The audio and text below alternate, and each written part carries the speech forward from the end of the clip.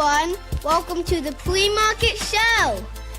Remember to like, subscribe, and share. Enjoy the show.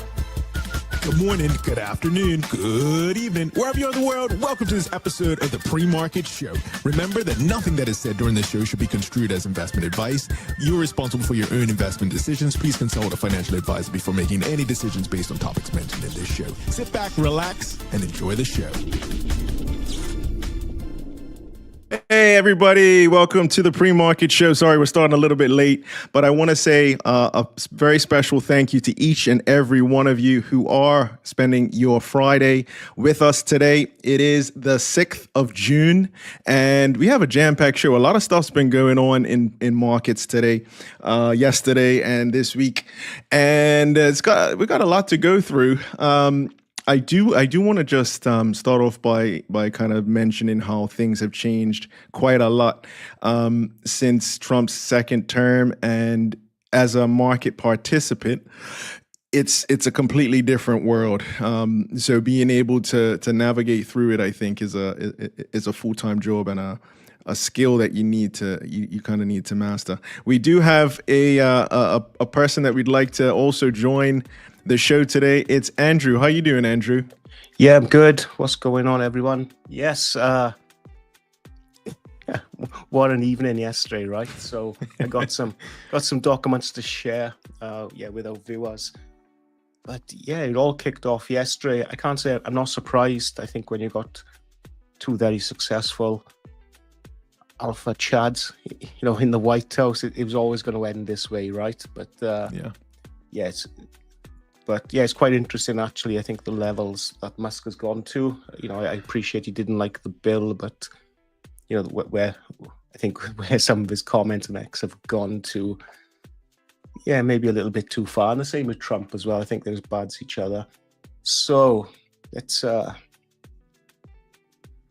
we got a few. What's happening in the chat? Let's just remind everybody the live chat is open, and feel free to post in the live chat. Thanks to everybody who is watching. We got a very good community of investors and traders, different styles, different levels.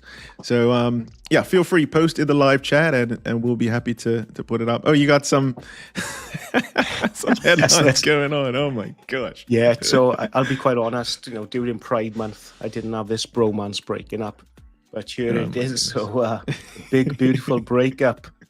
So it's gone into childish insults on the internet, and I'm quite surprised. I expected them to break up, but I think not so public. But if we can swap over, so I got some articles. So I've actually got a timeline of events. If some people want to quickly run through that, let me just share my screen again. It's like a high school breakup, like a typical high school breakup. I don't know what your high school was like, but whenever anybody broke up, it was like the biggest news ever. This is just on a different scale.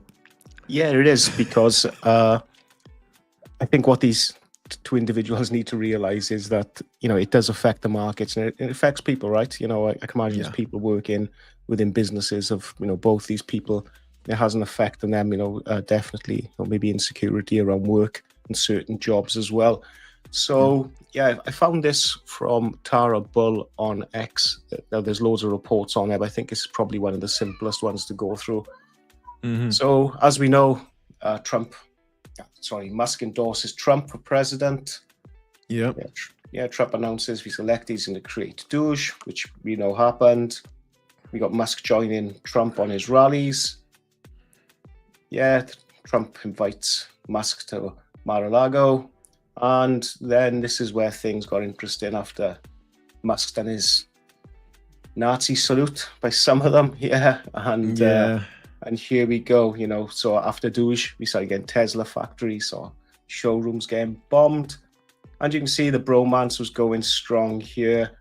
And I think this is where it really starts, right? Was with the big, beautiful bill. And Musk didn't like it, but that's fine. A lot of people don't like it, but I think he needs to remember that he's an advisor. He's not an elected official, right? Mm-hmm. So yeah, I think things started to go downhill from there, and I think this is where it started. So it was on June the 3rd where he said, started calling it outrageous, pork-filled, disgusting abomination, right? And That was after he got. That's after he left officially. I think that was. Yes. Yeah. Right after that one, the one above it was the goodbye. Yes, we left speech. here and he had his black eye, and then I think Trump started saying then about he was cutting the electric vehicle subsidies, and that was going to impact Tesla, and then that's when things got interesting about Trump being in the Epstein files.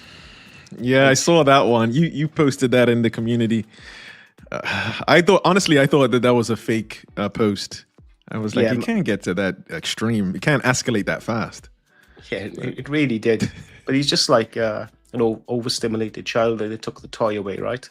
So I'm not going to pick sides because I don't have the best opinion of both of them, to be honest.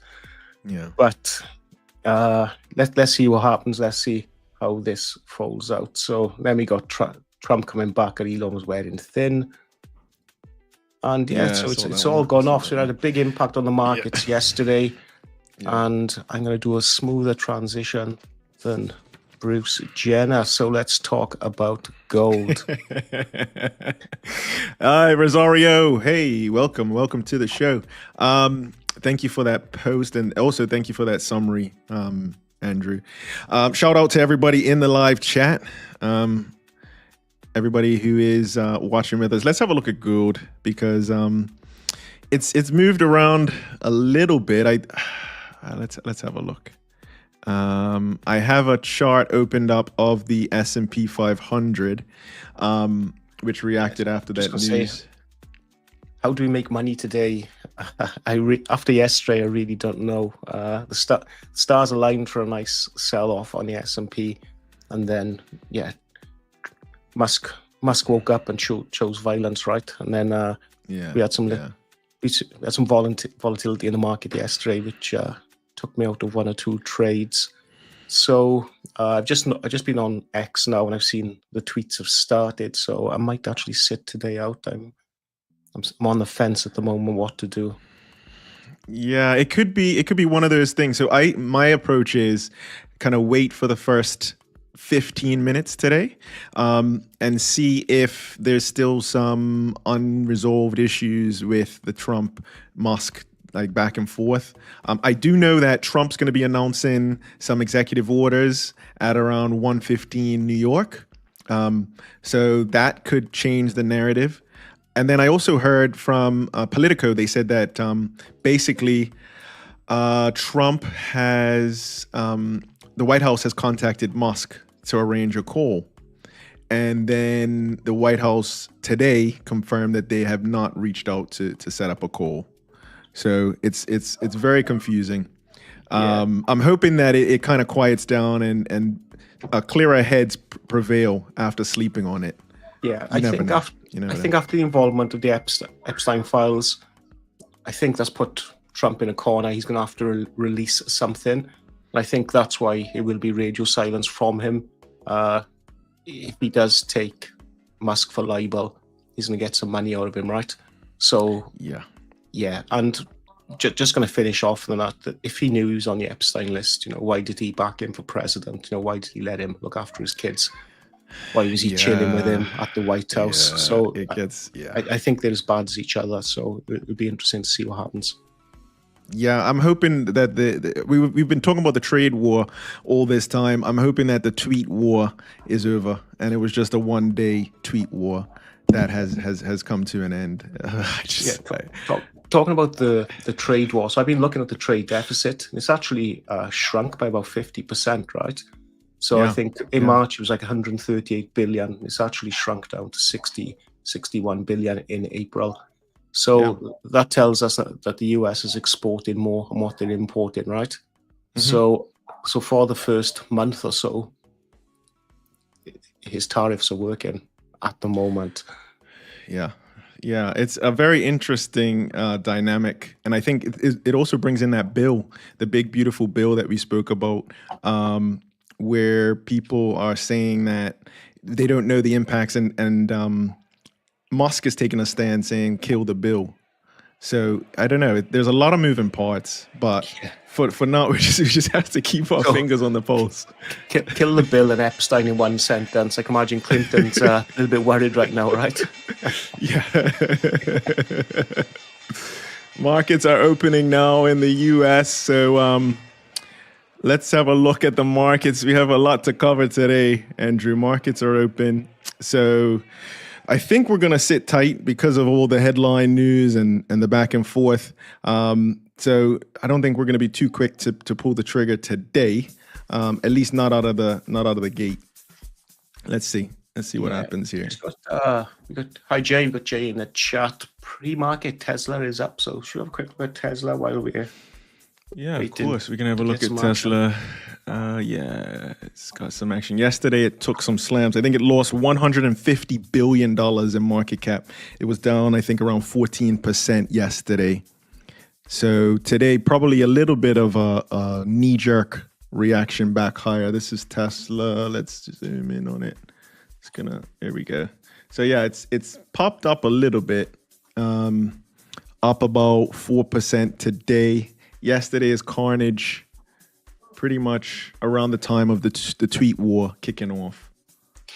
Yeah, it was carnage. It was great though. I just remember messaging you like, bro, they'd had it on Twitter. Let's go live on X. Let's do it.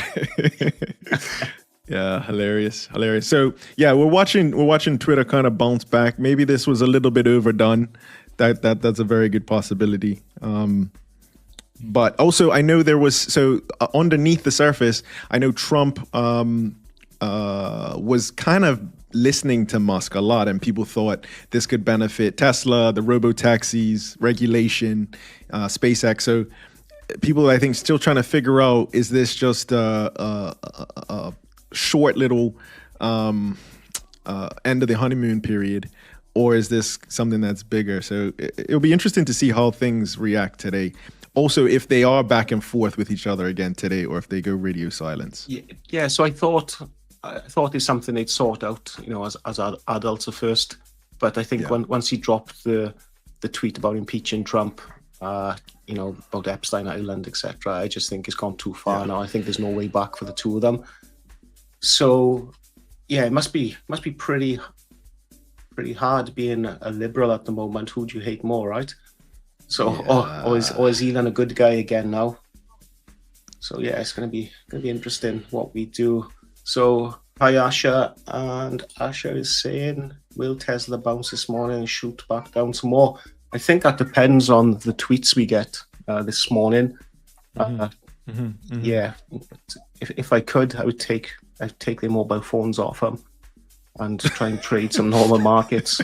But I'm sure their advisors are saying, look, you have much more important things to do, So I would say Trump is arguably the world's most powerful person as the leader of the US. And obviously, Musk is the world's most richest person.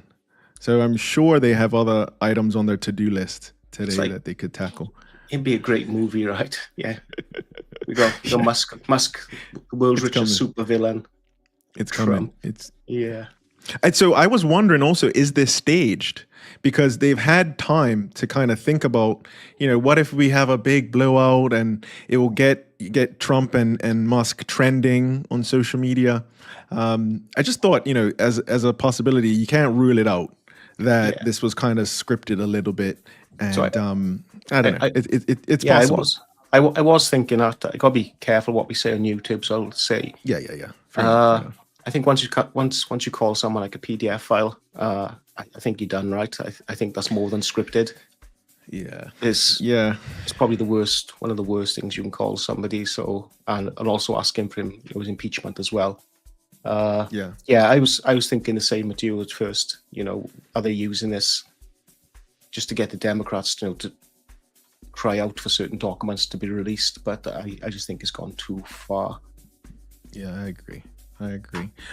So we just pulled up Koifin here. Check out koifin.com. Not sponsored by Koifin, but we do like the resources that they have. So at the moment, it's 90 to 9 and 91 to 9. So 91% of the S&P top 100 is in the green. Tesla's leading the charge, up more than 4.9%. So bouncing back, to say the least, as we start the first 5 minutes of this Friday. Yeah, so I've just started marking up.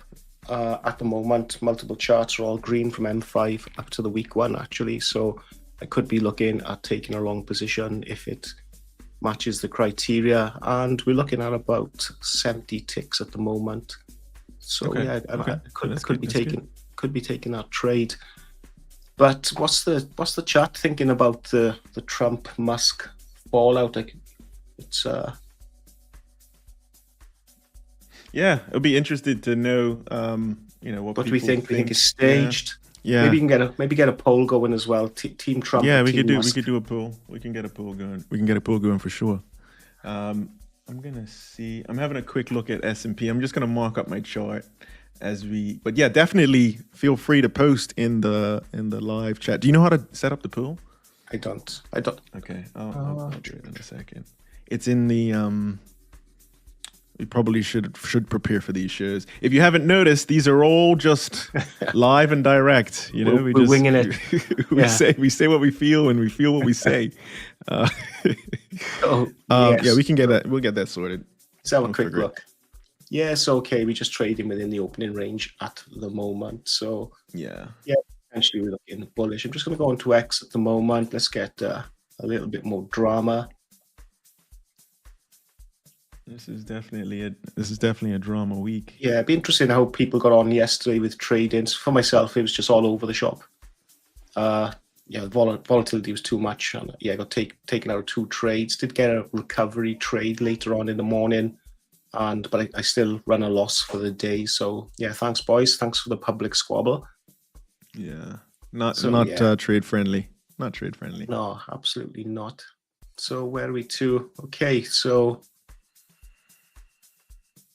I'm just gonna update this chart and then do a little summary for everybody who's playing along at home. So usually during this time, we're dialing in our levels. So yesterday, we did close here yesterday at around 59.39. And then overnight, we hit, we were staying inside what we call the Asian range. And then we got that jobs data out of the US. People ask, well, why do you care about data? I hate data. I don't look at data. This is the reason why we got that nice shoot up after that jobs data. And it's kind of following through. So looking at the overnight session, it's looking bullish. But then we always have a look at the regular trading hours, which have just started about 8 minutes ago. Yes, we're breaking out to that. Is that your PAX level? I can see that. No, so that's the overnight chart. I'll switch it. Previous market high. Okay. That's the previous. Here we go. So this is the one that I do all my working on. I wanted to just grab that pre-market high. 99.3. Okay. So yeah, it is running, still running. I don't know how much of this is Trump versus Musk quieting down, or jobs data, or all of the above. Yeah, no, I give you all of the above. Pushing nicely for myself. Yeah, I'm not interested in the trade for at least another 7 minutes. I'll have to wait the first quarter of an hour. But we've got Happy Duck. They serve Happy Duck in local restaurant by me. Is pretty good. So what's your take on Circle, CRCL? Yeah, we can talk about that. 99.3. So that was halted at least twice yesterday. That's the IPO. We shared that in our community on Monday or Tuesday, and it's just rocketed. It's performed extremely, extremely well. I'll pull up the chart in a minute. I just need to, I'm not good at multitasking. So I'm going to just finish my thought here and make sure that we got the opening range to a T. Okay. Yeah, I'm doing the same. Yeah, it's important. It's important. I usually do this on a separate screen. So we got we'll come to the questions. Thanks again for all of your questions on the live chat. Feel free to continue posting, letting us know what you see, and we'll be happy to incorporate that. Maybe even use it in our analysis. 5. Okay, we're just looking at you're on the 1 minute, but yes, Yeah, I'm gonna zoom out in a second. looking bullish, right? Just breaking out nicely. Yeah. Yeah, so same here now. I've got a nice breakout here as well. So going into that final 5 minutes. I could do with a good trade today, especially after yesterday. Yesterday was a little bit choppy. Like it kept swinging, kept swinging around a little. So yesterday I seen the first spike. I think it was around. Let me think. I think it was around 9 a.m. or a little bit earlier. I was thinking, like, surely the news doesn't move the charts that much. So yeah, started to mark up, and I just see the price bouncing around. And then I logged on to X. I thought, oh, here we go. Yeah, everything was popping off, but like usually you don't get a president having a tweet war with a civilian, and it kind of like it overtook all other news. Anything else just didn't matter, especially on depending on which news source you were looking at. Look at this. This is crazy. I'm just realizing the big gap up, and it's just running like it's still something. I don't know if we're gonna get that Jerry retest.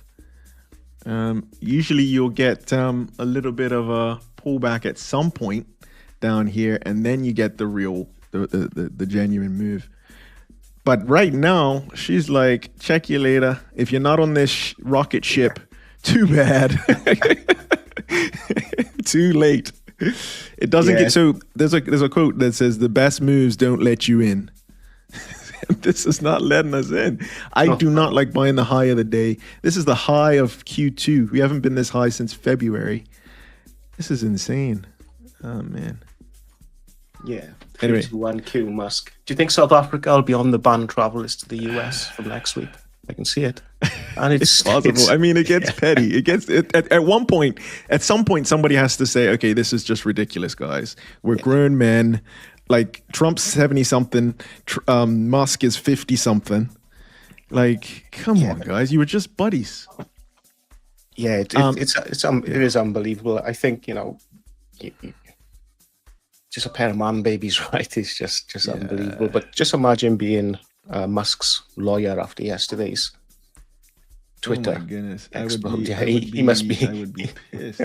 He didn't sleep well last night. I know. Be pissed off. All right, so we got a question quickly about Circle. We can have a quick look at that now. So just having a quick look here at. So I'm gonna just pull up the. Here we go. It's Tuesday. All right, so this is our community. Just very briefly, on Tuesday, we said those of you who like IPOs, there's Circle Internet Group that was announcing their IPO. So we gave this information. It was supposed to be priced around $24 to $26, which gave it a valuation of $5.2 billion to 5.6. We knew it was going to be on Thursday, but we didn't know what the reaction was going to be. There was a little write-up here as well, saying that they specialize in USDC and Euro tokens, stable coins rather. They are the second biggest by market cap after Tether. So they're definitely not something to be sniffed at. And then this was the IPO. It ended up pricing. It was supposed to price at 38, I believe it was. What was it? $38. And then it ended up opening at 63. It got halted once, I think halted twice, and it's just on a tear. So Circle is definitely, if we're talking IPOs, it's I think one of the best IPOs in years. And if you like crypto, but you don't have a crypto account, then this is an easy way to get exposure to stable coins. So CRCL is the name. Leading stablecoin company specializing in US and Euro stablecoins. And they earn most of their income is from interest on reserves backing their stable coins. But yeah, 168% yesterday to the good. And this is a baby. It's just started. Look how big it was. Massive. Yeah. So I'm back on the S&P. So yeah, we just push in, right? What we got? We got a minute to go. I'm interested. No, see, this is when one part of my brain says just get in. YOLO, you only live once. This thing is going. All-time highs are, let's see. All-time highs are up here. So ideally, you want to get in before we hit the all-time highs. Still a little bit of breathing room. Before we get there, we have the November 2024 close and the January 2025 close. But I mean, at some point, do you think it's going to pull back? This is crazy. Yeah, so after yesterday, nothing surprised me, right? But I'm probably looking to go long. Yeah, if we hit the entry level, yeah, I'm probably going to take this trade. Looking at take profit stop loss of 77 ticks or 77 pips, whatever you guys want to call it.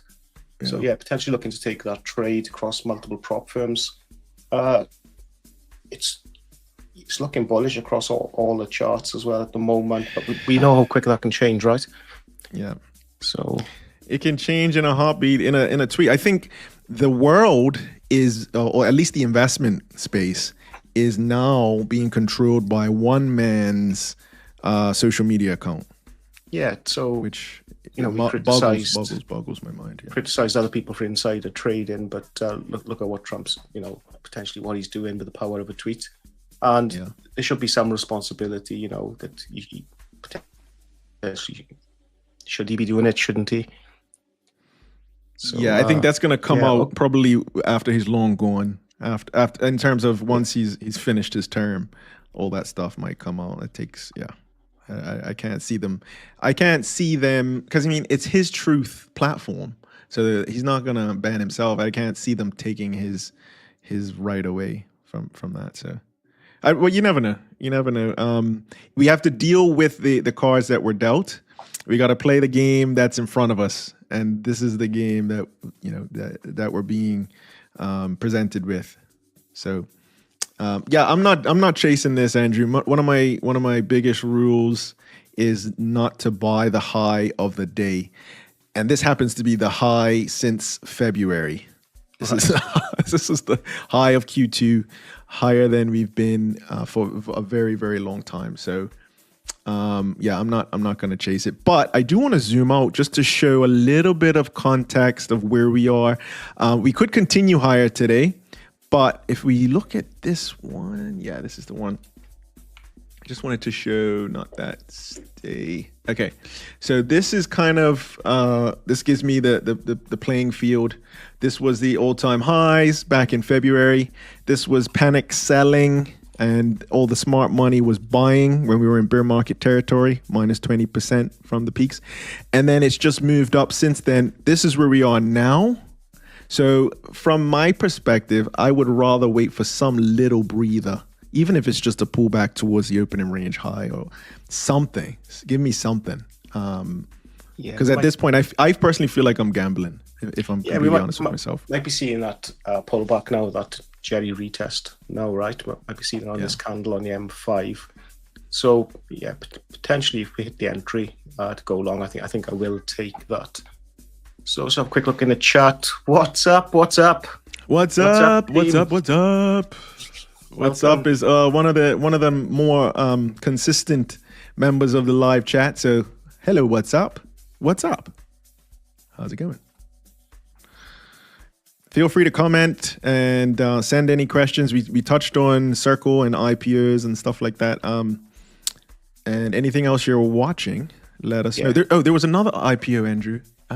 Just really quickly. Just going to say to the chat, let us know where you're from as well, because we got some merch to ship out. So yes. Obviously don't dox yourself, but just let us know where you are. I know majority is probably Bermuda, but if you're outside of Bermuda, let us know. We have got some stuff to send out to you because it is the regulars in the chat, and we really appreciate you being here. Yeah. I echo that. This was another IPO. Just looking back at IPOs since we were on the topic. So the newest kid on the block is Circle, ticker symbol Charlie Romeo Charlie Lima. But we also have another one that was out a little bit earlier this year, actually IPO'd in March, and it goes by the name of CoreWeave. They are backed by NVIDIA. NVIDIA owns a portion of their shares. But yeah, they started out around $39 and now they're above 144. So if you're looking for something that's in the AI space, they basically would rent hardware for AI to companies. So if you don't really have the budget to purchase, you can rent from them. And NVIDIA sees the potential, and NVIDIA is invested in them directly. Just something else to be aware of. What's SPX saying? Still wants to go. Nobody wants to sell. Everybody's buying. Everybody's buying. Jeez, man. Yeah, just let me in. Let me in. Let me in. I want to get in. Sorry, I'm just I did want to take a trade today, but I don't want to FOMO in on YouTube buying the highs and then we get a pullback. Yeah, that's what I'm waiting an for. amateur move. Amateur move. So quick look, what am I looking at? So yeah, to myself, we still trading on the futures market. So I'm trading S&P ES, and we're back inside the opening range. So we just breaking through the New York VWAP as well. So nice, yeah, we could be seeing that pullback before we get a continuation high. Yeah, it'll be interesting to see how things shake out as well. Here looks like maybe the start of a bit of a pullback, but potentially here. And patience pays. I feel like there's a quote that says, with investing, it rewards the patient and punishes the impatient. So I think there's a bit of truth to that. So what would we be looking for? So I personally like to buy, and this is the S&P 500. I like to kind of buy if we get a bounce off of here. That would be nice. So potentially somewhere here as a bullseye. I would say that would be a safe space for me. Then unfortunately, sometimes it doesn't work out perfectly. Sometimes you get a pullback here, or you can get a pullback to here as well. But that's kind of what I'm looking for. Just a little bit of a sale, a little discount, and then try and catch that second leg higher. But yeah, so, I think anything's possible. Yeah, same here. So I probably wouldn't enter the trade potentially that low. I'd be looking for it to break out again, probably retest in the opening range high. Yeah, of course. But similar here as well. So just looking at my chart. Yeah, we're still trading within our opening range. So yeah, nothing at the moment. But that seems to be the norm on a Friday, right? We don't seem to get the trades away straight away. So yeah, it makes us wait.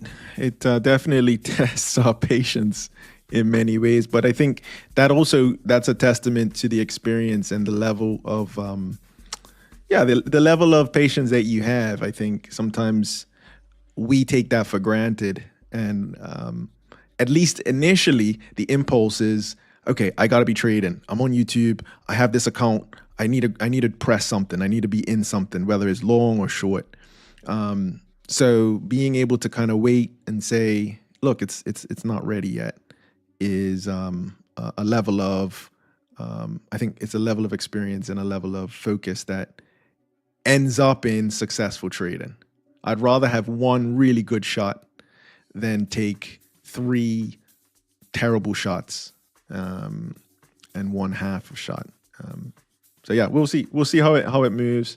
If you are trading today, whether it's S&P or something else, just let us know. We're very happy to have a live chat and be able to engage with you. So if you are in the S&P right now, I hope it works out, long or short. We're just showing you how we're approaching it today. That's all. And Andrew, I think you have a different approach from me. There have been times where you've gotten in a trade and I haven't, and vice versa. So it really just depends on your own personal preferences. Yeah, I say it every week. Not one size fits all when it comes to trading, right? You got to find your style and find the system that works for you. So for myself, I like to wait at least quarter of an hour before entering a trade, and I like to see the price break the opening range and then trade a little bit above or below it just to make sure we haven't got a false breakout. So for myself, looking at the chart on the M5 on the ES, we're not breaking that VWAP level. It's acting as support. So we could be seeing a bullish, here we go, famous last words, because being a bullish candle on the next one, could be entering the trade if we get that. Yeah, I think so. Targets wise, if I'm looking at targets here, and we're talking bullish targets, I would rather wait for this guy to come down here. That's my preference. But yeah, targets up here at the November 2024 close. So that's where we finished the month of November. And then also not too far away would be the January close. So probably a lot of liquidity. We have a volume gauge that we can use, a volume tool. I would venture to say that there's probably a lot of taking profit taking place up here and maybe even here. And also if you're short, maybe your stop loss is here. So that could also be a factor to kind of play in. On the downside, we always look at both sides, Andrew. If we do get like a surprise tweet from Musk with more dirty details, whatever that may be, maybe we go like that. Maybe we get a little ping pong action. And then looking at what was the previous high of Q2, that's possible. Actually, let's go down a bit. We're getting a bit of a pullback here. Nice to see. And then we got February's close down here, last week's high, and then obviously what would have been yesterday's close is coming in at about 59.38. So yeah, a couple of potentials here. Like we said, we always react. I'm not trying to predict. We're reacting to what's happening. But you do notice a pullback on the futures, right? Yes, you see that now. So we're about 50% into the opening range. So I've just set 2 alerts either side of the opening range, high or low. Yeah. And yes, like we say, I don't predict to let the price come to me. Once the price breaks one of those opening ranges, I'm looking to take the trade. Yeah, I think it definitely pays off in the long term. Once again, just a thanks to everybody in the chat. Thank you very much for watching with us. Feel free to post as and when you see something. Okay, let me what are you looking at yourself then? You're just looking for the bounce? Yeah, I'm looking for the bounce. Yeah, so basically, if I'm being completely honest right now, I will take a trade. It may not even reach here, but I will take a trade if we get down to what would be the opening range high. So that's my 5-minute opening range high. That would be my trap. So I've set a trap here. If the trap doesn't get triggered, I'm patient enough to just let it go. Maybe reassess a little bit later on in the day, but let it go for now. If it does get triggered, then what I'm looking for is a nice bounce. And as always, Andrew, I'm going to have my stop loss here pretty tight. I usually have my stop loss at I use options. So it ends up being a 0.2% expense at my stop loss level. So yeah, as always, stop loss will be there. So that's what I'm kind of looking for. And I will execute this live on air if we do get a nice just a little stop run back to the opening range high. You can see here, it kind of was a little bit of a consolidation area. So maybe this could be a clue. But yeah, I would really want to see some bouncing strength after testing this. But as you know, Andrew, it can come here and do it, and that's basically stop me out. Right. So it's about another question is how aggressive or defensive do you want to be? In this case, I would say that this one is probably the most aggressive. And then if I wanted to, maybe I say this is more defensive, which is less likely to happen. So I'm happy to kind of take 2 shots at this today. One shot here, which is aggressive. Second shot here is a little more defensive. And then obviously for this one, as you know, always stop loss will be here. stop loss there, and that guy will protect me. So this is 0.2% expense, 0.2% expense, and that's what I'm here to do. Make my money work, and that's what I'm looking at, Andrew.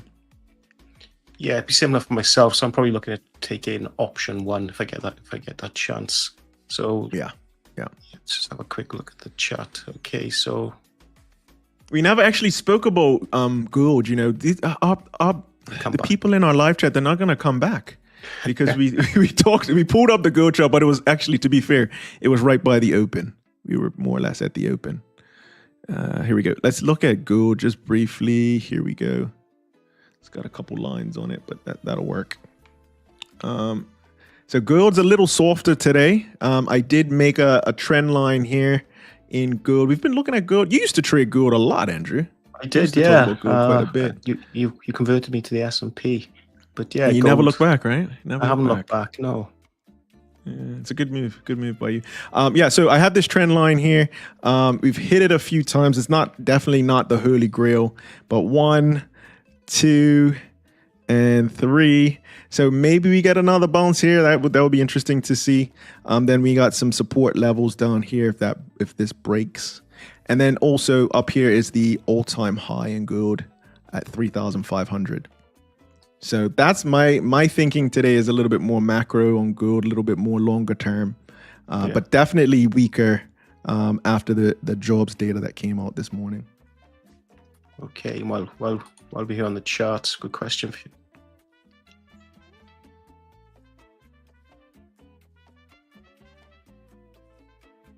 Is your mic on mute? Oh, sorry, I'm reading it. How would you trade potential new SPX inclusion or not gamble with this? So I'm guessing, Happy Doc, thank you for your question. You're referring to companies that are newly included into the S&P. So announcements made that such and such a company will be, I think one example was Apollo Global Management, would be included in the S&P. Would we trade it based on that only? Good question. I know, so the most recent one I can think of was Coinbase. So Coinbase was included in the S&P 500, and it did get a bit of a bid after the news, and it ran up. It had a nice few, I think 4 or 5 sessions after the inclusion was announced. I don't usually trade that type of breaking news. If I can just find Coinbase, here we go. So yeah, it can move the price. It can move the stock. It means that a lot of fund managers are going to have to buy it, especially the funds that match the S&P. In order to match the S&P accurately, they will have to buy or be forced to buy that company, in theory, I guess. So I can't remember the exact date of the inclusion for Coinbase. We can find it. But I think it's a good question. Can you just confirm that that's what you mean? So basically, hearing the news that a company's been added to the S&P and then buying that company as a result, based on the fact that funds are going to have to buy that company.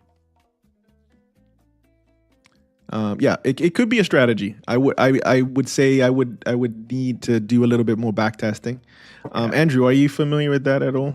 I'm not, but it's a great question, and it's definitely something on my radar. So thank you, Happy Duck. That's definitely something I'm going to look at. That's a great question, and we'll be keeping an eye on that.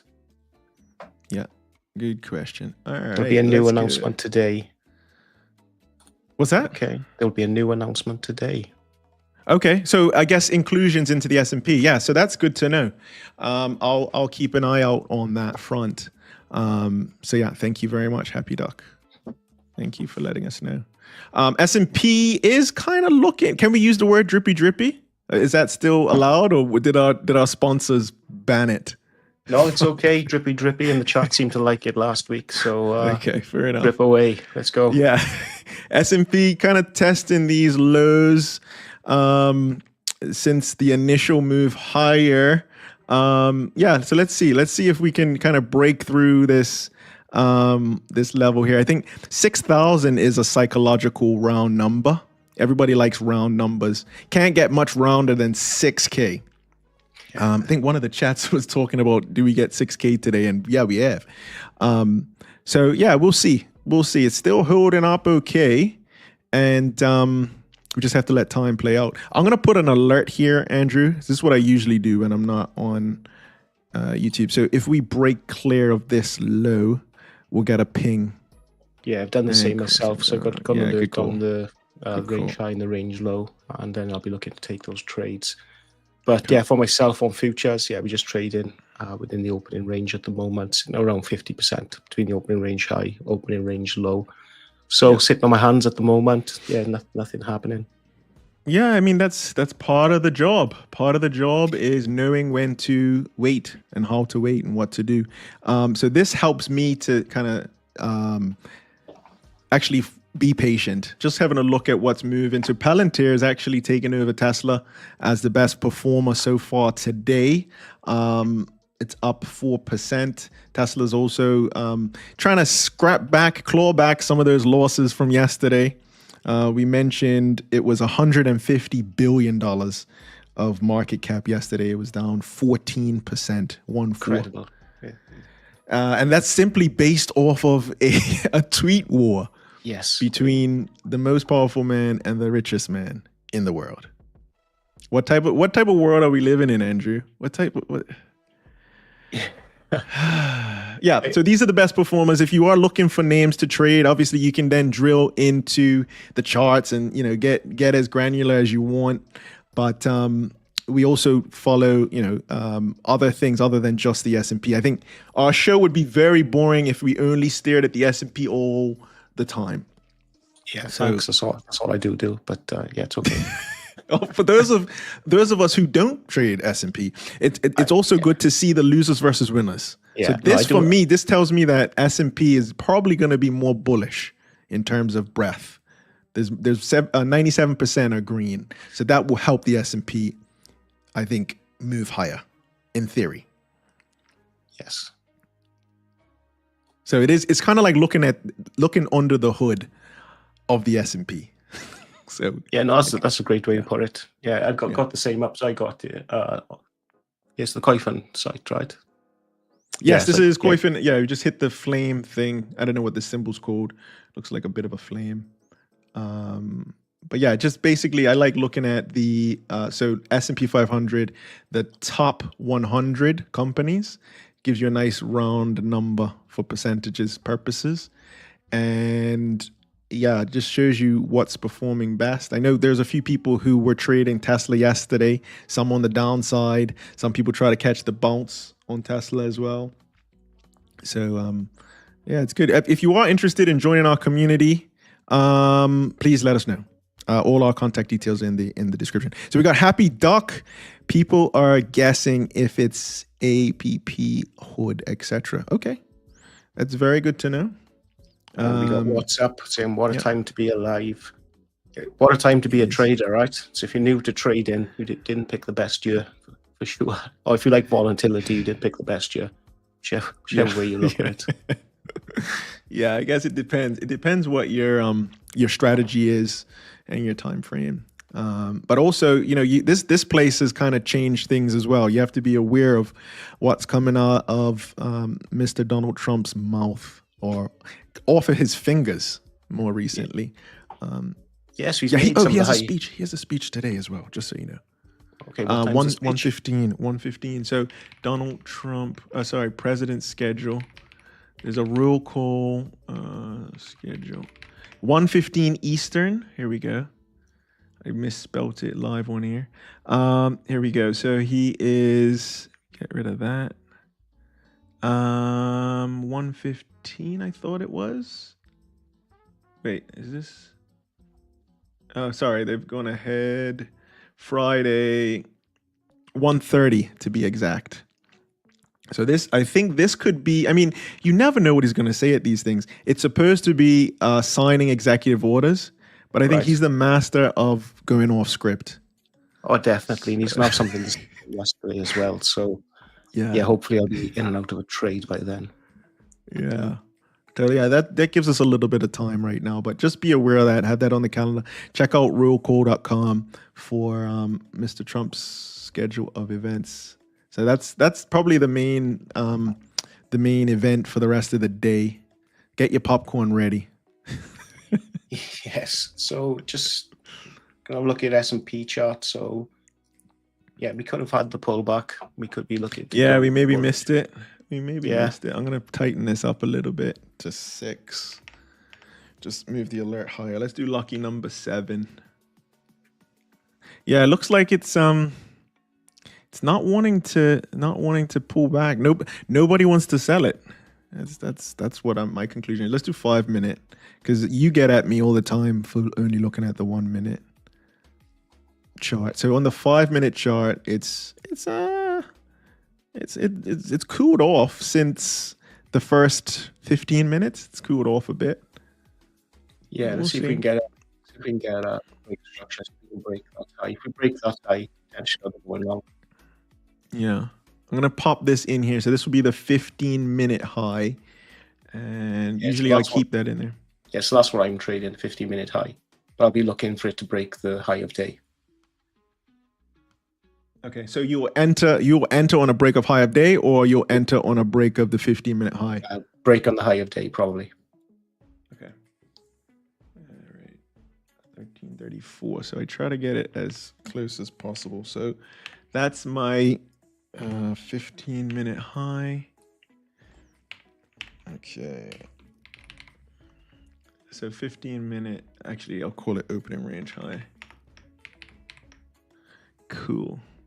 So that's what you trade. I know a lot of traders do that as well. The 15-minute, or the 30-minute as well. The 30-minute is also. Do you use that one? Have you? I don't know, just the 15 normally, but I'd like to see it break the high of the day, and I'll probably take a long position if we break that. Okay. 30-minute opening range high. Oh, there we go. We're getting a bit of a move here. Lower. I'm gonna get I'm gonna line up the options in a second. That's 1687. I gotta move quick here, Andrew. Definitely keeps you on your toes since Trump's second term has started. Yeah, so I've got an alert set at that high. Nice. That's a good way to do it as well. I'm going back to the 1 minute because that's where I feel comfortable. Yeah, getting that final move. Yeah, we're getting that push down. So we're sitting around 50% of the 15-minute opening range. Yeah. So yeah, just sitting on the hands at the moment. There's nothing showing. So yeah, we're just gonna have to wait. So yeah, I got the alert set up. My charts look a lot more basic than yours.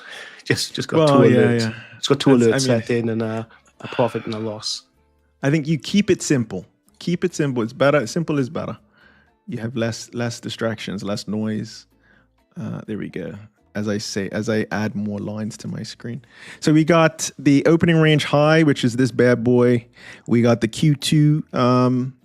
This was the previous day's high, and it was the Q2 high before today. So let's do previous Q2 high.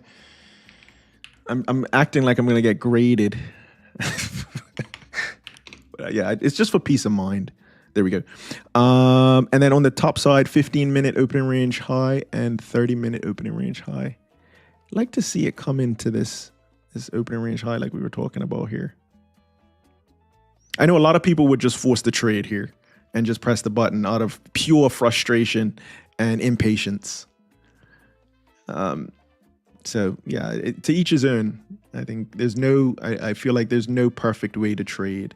Yeah, I'm pretty close with TradeZella to get a payout. I think I'm about, after yesterday, it's about $700 to a payout. Let me have a quick look. No, 640, 630. So that's good. Yeah, that's I good. don't want to rush into a trade. So yeah, I'm up like 5.4K on the straight to funded account. So yeah, we get the 6K, we get a nice payout from those guys at TradeZella. So I don't really want to. Don't want the account balance dipping below 5K. So yeah, I'm gonna be careful today. After yesterday, I am erring on the side of caution as well. Yeah.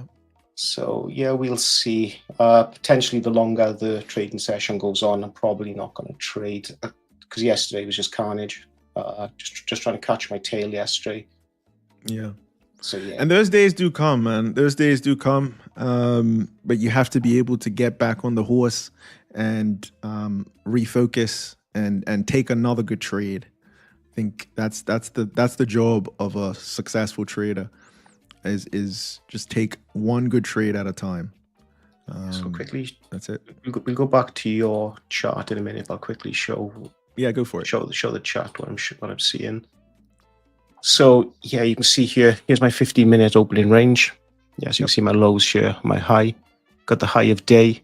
So yeah, I've got an alert set at the high of day, and got my trade in. Going to go for 77 profit and stop loss. I like to trade 1-to-1. So I can see got that marked in for a long position, marked in for the short. And yeah, we can see the account balance here. So yeah, we just, what are we? 640, 633 away from getting the payout. So yeah, I'm going to be a little bit cautious trading today, especially after yesterday. So yeah, charts are marked up, alerts are set, and it's just a matter really of pulling the trigger if the opportunity presents itself. But I'm just mindful now. We can just see the price is just trailing that VWAP as well, just trading just below it. Yeah, I see that. So, I see that now. Yeah. Yeah, normally that's an indication that the sellers are in control, but it's only on the M5, right? So it's not really the strongest of signals. So yeah, we'll just wait. If the price gets up here, we'll have a look at the charts. We'll zoom out a little bit, but we can just see across from M15 up to the weekly chart. It's actually showing bullish momentum. So yeah, we'll see. Yeah, nice. I like the cleanness of your charts, and yeah, it's good. It's good. All right. So what else do we got? I did want to quickly touch on the commitment of traders because there was some requests in the live chat for us to talk a little bit about the commitment of traders report. So I'm going to just quickly pull that up as S&P is in a holding pattern for now. This is the commitment of traders report. If you look in the description, we'll put a link to get these charts. And the summary is this blue area is showing the positioning of the large speculators who tend to be wrong most of the time. And it's made up by, basically it's made up by people who do not have an interest in the actual underlying asset. And then the red is made up by the commercials, and the commercials know what's going on. For example, with things like gold, the commercials are the gold miners, and they know supply, they know demand, they know how to hedge and when to hedge because they have that information to hand. So we tend, basically, the simplest thing to think, the way to think about it is you do what the red are doing, you do the opposite to what the blue are doing. So for every one trade long, there's a trade short. So if we look at Bitcoin, it was trending up. We covered this last show. It was trending up. The large speculators were short. So obviously they're not making money as per normal. And then they switched to long and it went flat. They stayed long here. Bitcoin stayed flat. And then large speculators thought that they would be clever and short again. And Bitcoin's slowly starting to trickle higher with the large speculators short. Commercials obviously are long. That's who we want to follow. The red we want to follow. So Andrew, you made a good point that this is a little bit of a lagging indicator. It comes out every Friday, and it's based on the previous Tuesday's data. But it's good to know. It's like we were talking earlier. It's like looking under the hood. And it's taken from the futures data. So the commercials are required to file their positions once they're above a certain reporting level. And likewise, the large speculators are required to report their trades as well. So something to check out. If you're not familiar with commitment of traders, it's referred to as the COT report. Check it out, and we'll continue to monitor this and give you updates. It's more of a macro kind of outlook or longer term outlook, but definitely good to see in a week by week basis. Are the large speculators continuing to short Bitcoin? In that case, I think we'll see potentially a nice continuation if the commercials also stay long. All right. Okay, so for myself, not a lot happening. We're nearly an hour into the session at the moment, so I don't know if the chat's got anything they want us to look at. If not, I might dip out for a little bit. Got the alerts set. You know me and my patience, right? So I know you're working on it. I want to use this graphic to say live trading, but until you actually pull the trigger, you can pull it if you want. Pull it. Yeah, it's. I mean, this is trading. This is essentially 90% of trading, waiting for the setup. Yeah, and then the 10% is the action. Yeah, now if you go onto your favorite trading guru on YouTube, get that trade, man. I'm in it. Get it. Hit the bid. Get that money, bro. Bye. Yeah. We could. I think we're being ourselves, and that's I think all we can do. Yeah.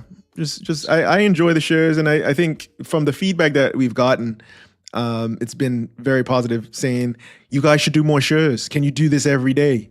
That type of stuff. So yeah, I think you just keep one day, potentially maybe next year, beginning of next year, we might be able to go live every day.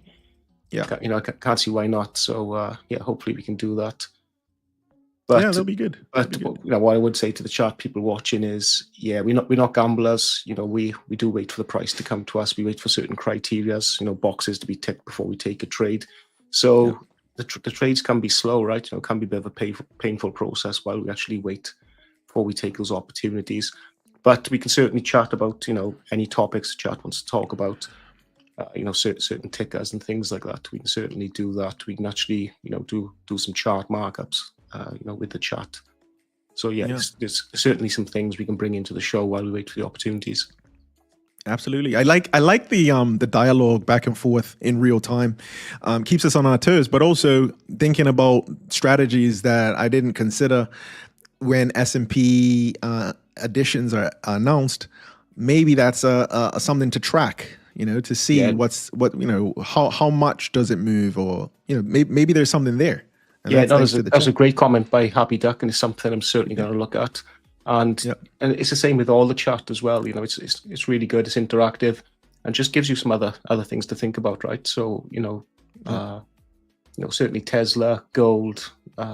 We got Circle as well. So it's been some good topics today to go through. Yeah, absolutely. I'm just looking in the chat now. Just want to say a shout out to Rosario in there. Jay is also in there saying pre-market Tesla. We got Asha. So thank you, Asha. Happy Duck is a happy duck today. What's up is also in the chat. Happy. I just see a message here from WhatsApp. So yeah, we're happy to do the commitment of traders. We can kind of make that a segment of the show. Like we were saying earlier, Andrew and I just jump on here and we just talk, and we just call what we see what we say. So if everybody's enjoying the commitment of traders, we can kind of try and do that every week. Just a quick 5-minute update. And yeah, thank you to everybody for kind of giving us some thoughts and your ideas as well. Yeah. So this is it, Andrew. This for me is kind of like just sit back, relax, and I mean you could argue. Here we go. You could argue, like, if you wanted to force a trade, you could argue if it breaks out of this, maybe this could be like I don't even know what it's called. I have to look at my candles, my patterns. But even this, like, if you want to force a trade, maybe you break out of that. Yeah, that's the correct word. I mean, that I'm sure there are a lot of traders, boys and girls, men and women, looking at this channel and saying, "Yeah, I'll get in if we break the higher or lower band." But at this point, for me, it's kind of I feel like this is a little bit too much, too many lines. Yeah, it's not a bad shout though. It is forming a pretty nice channel with higher lows, lower lows, right? So I'm seeing it. It's interesting, definitely. Maybe something to look at. But for me, I'm going to stick to the strategy. I'm going to be boring. But yeah, pretty hard for me to relax. I had a double espresso before I joined. So, yeah. Well, boring pays. Boring pays the money, pays the bills. So I'm just scanning that's- X now to see if anything's coming out. It's all quiet at the moment. I can imagine. Somebody's talked to him. Yeah, the Somebody's lawyers have been talked talking, right? Maybe a cease and desist or something's going out to both. Something's going on. Yeah. I'm just trying to calculate in my head, Andrew. 1, 2, 3, 4, 5, 6. So that would be in 3 hours. Yeah, I think in 3 hours we'll get that Trump main event. So just be aware of that. Maybe traders are waiting for that before they start putting capital to work again before the weekend. Yeah. So yeah, that's 3 hours. Yeah. Yeah. So if we don't get something in the next 30 minutes, yeah, I'm probably gonna call it a day. Yeah, get back to it on Monday. We're just consolidating at the moment in the 5-minute opening range high and low for myself. So yeah, I'm not seeing anything, and yeah, we're just sitting around that VWAP level. Just everything's going pretty sideways. So you can see the moving average. It's just moving sideways. No direction on that or the VWAP. And sorry, within the 15-minute opening range, yeah, we're sitting around 50%. So yeah, I'm not seeing anything at the moment that gives me any confidence to take a trade. Yeah, I'm with you on that, and I think this is a good time to kind of sharpen your tools. Start looking at other things, not forcing trades, but start looking at things like look at X, look at what's trending, what are people talking about, what's coming up next week. Kind of prepare for that. Maybe there's something on Monday that you weren't aware of. So I think it's also about using your time to its maximum potential. And just because we're not pressing a button that says buy or sell doesn't mean that it's wasted time. You can always be learning. Yeah. It's one thing about trading, which I learned from myself. It's slow and steady wins the race, right? I think the faster I found out that taking maybe 1 or 2 trades a day is much more profitable.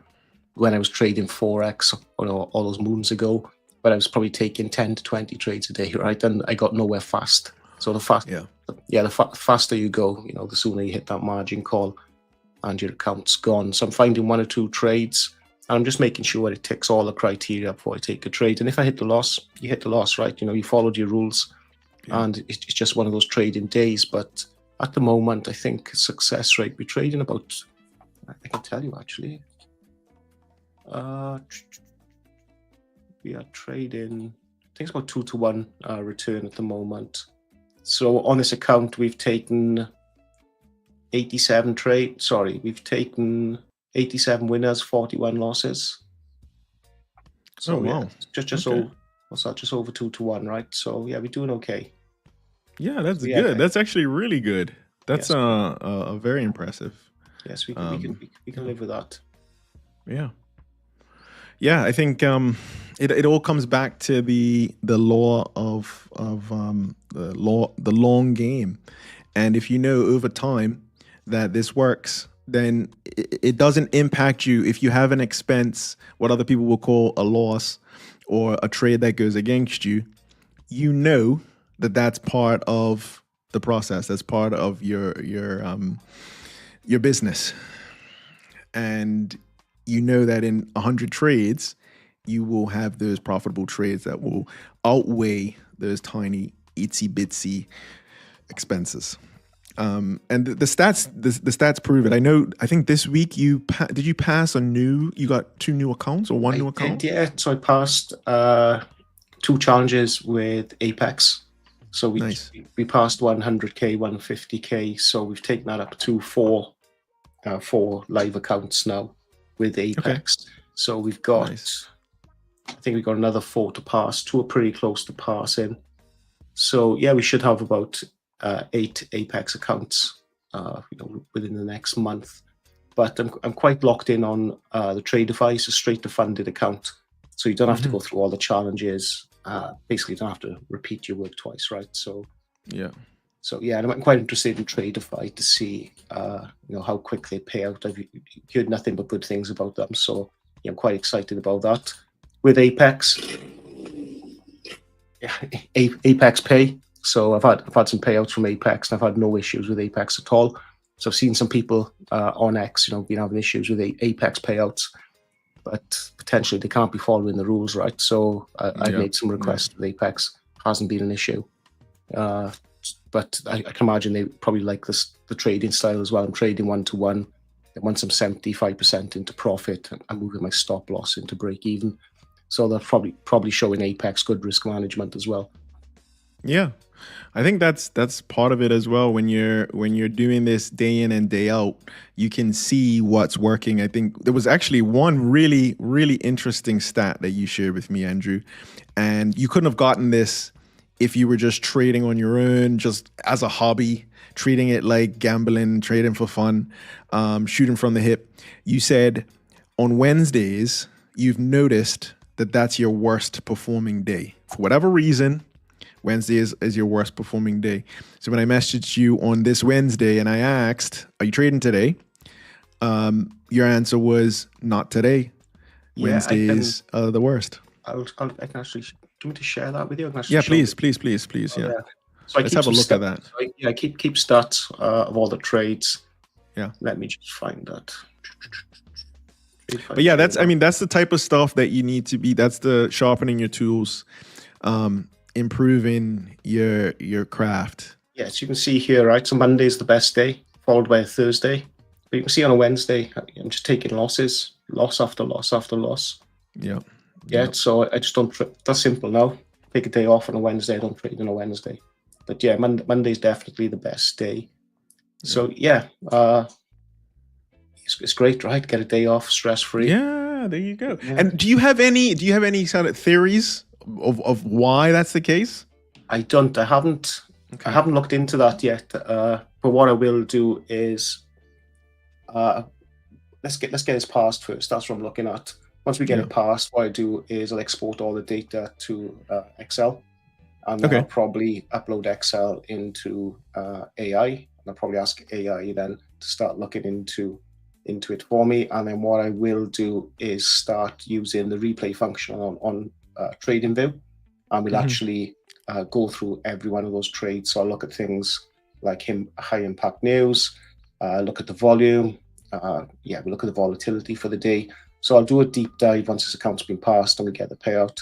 But yeah, for some reason, Wednesday's the day that the data's there. So you need to follow the data. So yeah, just don't trade on a Wednesday at the moment. I just hope it's it's not red from Monday to Friday. It'll be a quiet week, right? But, I guess it could fluctuate. I mean, if you're not trading on Wednesday, then obviously you won't know. Yeah. But let's say you stop on Wednesdays and then you notice Thursdays it's the weakest day. I mean, I guess you can always revise. After Wednesdays to Tuesday. So it's Tuesdays. Okay, right. Yeah, so I need to look into that. We need to have a look at the high impact news. There's not normally that much news on a Tuesday and a Wednesday. Normally it's the Fridays. So yeah, I'll have to start looking into certain. Depends how far I want to go, right? But we'll start with the TradingView replay function, which you can see down the bottom of the screen. I don't know if you got that there, Mandela. Do you see the S&Ps moving as we're talking here, like like we're having a cup of tea on a Sunday afternoon? S&Ps in the buy zone. I didn't set an alert. That's embarrassing. Holy smokes! Yeah. So it's close to the opening. Good thing I didn't get in. That would have hit my stop loss. I would have been in a loss, an expense. All right, we're getting a bit of a turn, Andrew. I think this might be an opportunity. Are you still there? I think you may have gone on mute. Always try and keep an eye on the charts, even when you're having a conversation. It's hilarious. All right, so that was what we were waiting for, and I'm going to give it a go. Let's see here. All right. I think you may be on mute, or I'm on mute, or you had to jump off. Either or.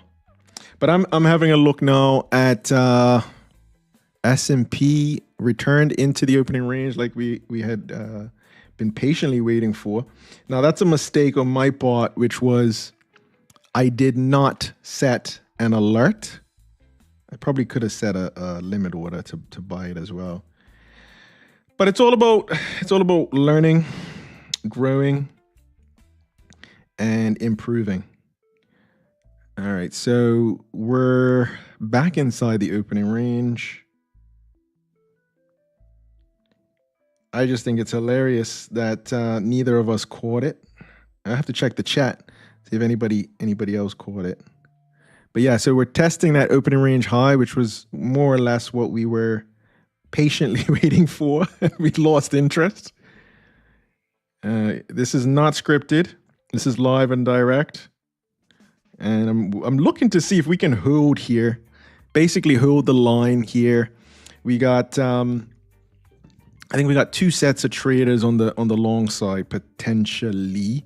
So we got those who were riding this channel, who maybe they're looking to get long here, and then we have our trusty opening range crew, who would be looking to kind of hold the line here, based off of that opening range bounce. Andrew, if you are still there, I think you might be on mute. We're looking for a bounce here as it pauses. I'm going to zoom out, have a quick look at the 5-minute chart. Yeah, interesting close on that 5-minute chart there. Starting to get a little bit of a bounce here. So I'm still surprised that I missed it, but let's see what happens here. I'm actually going to pull the trigger here. If we can get a nice little push here, I think we break this top channel resistance. I think we break 15-minute opening range high, and 30-minute opening range high would be nice. Let's have a look. I think we've lost Andrew. All right, so patience has paid off here. I'm just waiting, literally just waiting for confirmation before I press go. But I'm having a look at coal. Remember, this is not financial advice. This show should not be viewed in any way as financial advice. Please remember, you should consult an investment professional before making any decisions based on topics that we mention in our shows, particularly this show. So please take responsibility for your investing decisions. All right, so bouncing off the opening range, something that we were patiently waiting for, and also something that we missed initially, got caught in a chat about prop firms and statistics. So let's see, I'm ready to go as it continues to bounce. Let's see here. All right. Now, if we can hold up here, that's a great sign. That's what I'm looking for. So we trade mainly momentum, and we're looking for higher lows and ultimately a nice trend higher off of the opening range low. Sorry, this would be the opening range high. On a 5-minute chart, that's a nice, very solid 5-minute performance, and we got about 2 minutes left on that, and let's see how she goes. Remember, we are in uncharted territory since February. We haven't been this high. This is the high for Q2 2025, also above yesterday's high.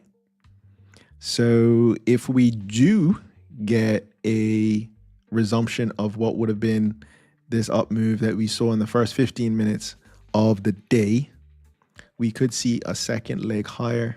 So we'll be looking in terms of targets. We'll be looking at a 2-to-1. So targeting, is it this one?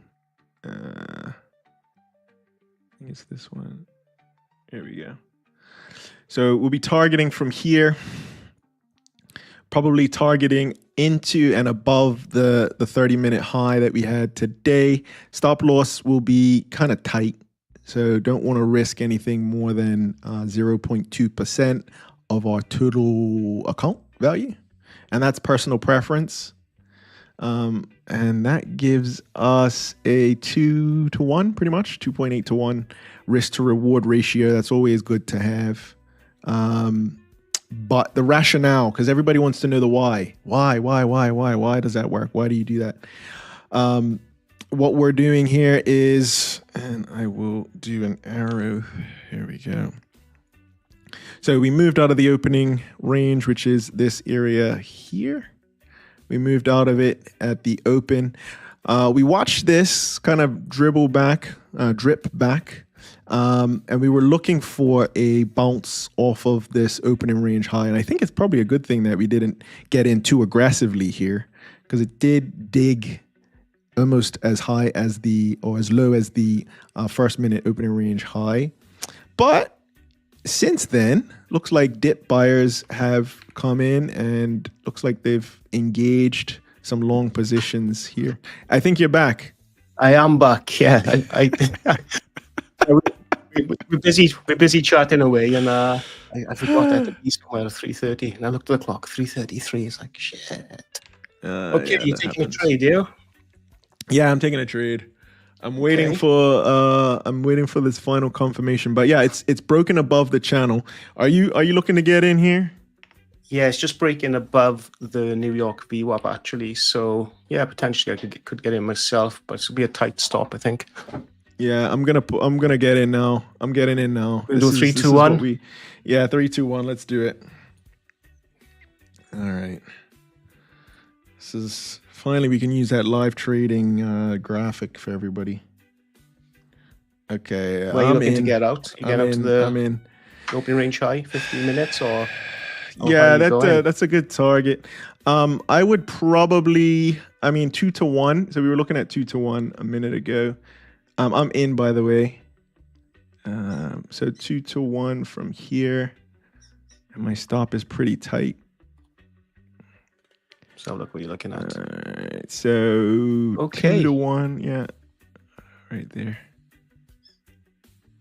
So I'm looking to break through that, basically the high of the day as a target. If we can break above the high of the day, then I think that's a good risk to reward ratio, roughly 2 to 1. So 2 to the upside, 1 expense.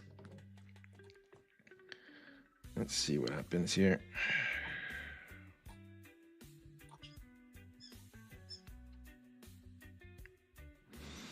All right, we finally got in something. This is going to be a long show. Okay, yeah. All right. We can finally say live trade, and there we go.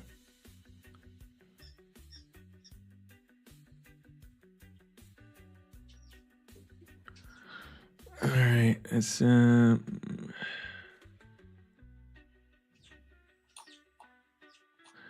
do. I'll do a target up here. You're looking to get those stops into break even once you get into as soon as possible. Yeah. As soon as I'm up 0.2% of my total capital, then I usually will move my stop loss to break even immediately, and that kind of protects. Basically, it's a risk-free trade. Protects the downside and removes the chance of an expense. Basically, yeah. So let's see how she goes. Are you in? Did you ever get in? I am now. Okay, we did that whole 3, 2, 1 thing for kicks and giggles, I guess. Okay, so he's having problems with Apex at the moment. Here we go again. Okay, I'll take the trade on Tradeify. Okay, cool. Okay, let me just see if I can get into Apex. All right. Go, baby, go, baby, go.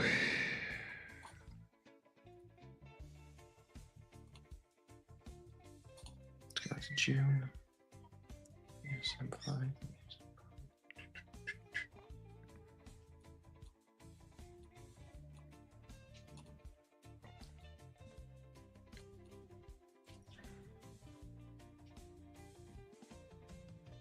Let's see where we go from here.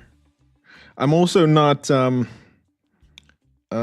not completely fixed on holding this all the way to the stop. So I would be happy to get out before it hits that full stop, if needed. I feel like there's a theory or a mindset that says you're either right or you're right out. And if it's clear that we're not right, I'd rather take a smaller expense than a full stop. So yeah, we'll see what happens here. All right. Okay. It's been a few weeks since our last trade. It's been a little while. Yeah, it's not looking great. So for myself and the M5, it's not really setting the world on fire with this upward move at the moment. So, okay. Yeah, across multiple charts, so showing an upward trend. We'll have a look. Not much volume at the moment either. So yeah, let's see what we can get this candle. Yeah, I'm gonna zoom out. Fine, like if I don't like what I see on one time frame, I try to go to a next one. Let's see. Could retest the opening range high here, which would be down here, or maybe retest that channel. Let me zoom in again. Could be a Jerry retest of the channel here, potentially. Yeah, I'm tempted to move my stop up. Let's see. So some people take it as they look at it like they've taken a shot from a gun. So as soon as they place the trade, it's done. It's in the system, in the computer, and they don't touch it. I kind of take the approach, if I can reduce my risk on that trade and improve the final result, then I'm willing to do some slight tweaks. So I'm happy to pull the plug if we continue moving down here. Yeah, I'd rather take a very, very small expense than to just watch it grow or hit the full stop. But I think you do something also where you usually let it hit the stop, I think. I do, yeah, but yeah, like I say, I only trade like 1-to-1, so yeah, I don't mind hitting the stop. That's the expense I'm willing to take. So yeah.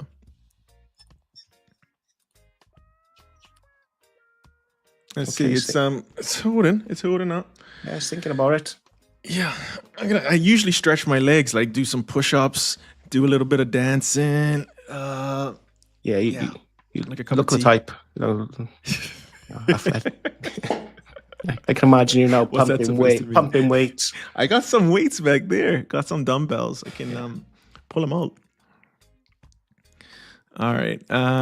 So anybody else in this trade? I'm wondering. Anybody in the live chat hitting up some SPX?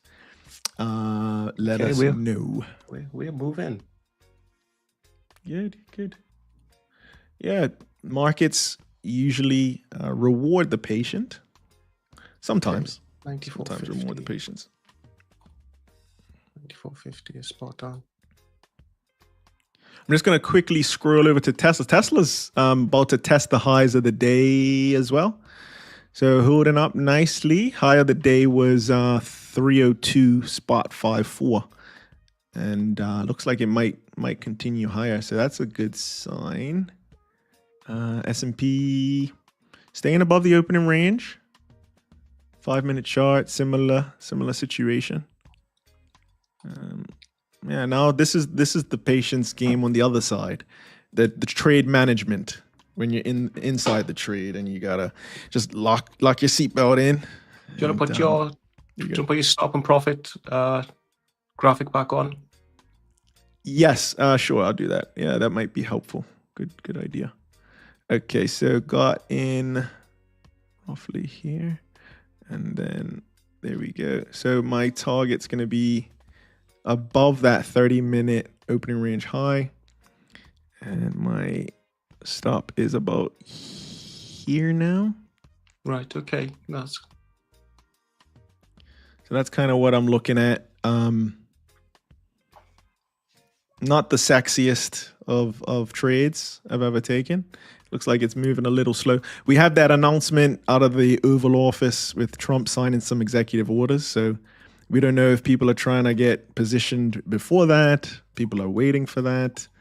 People are waiting for something to be announced from Musk, posted by Trump.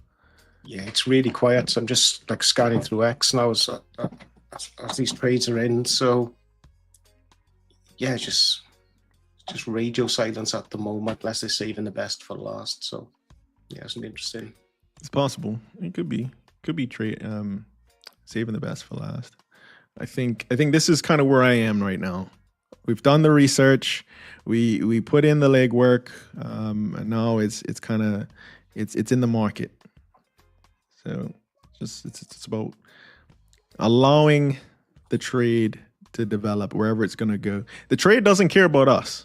The market participants don't care about us. So you just have to follow our process. Yeah, so I'm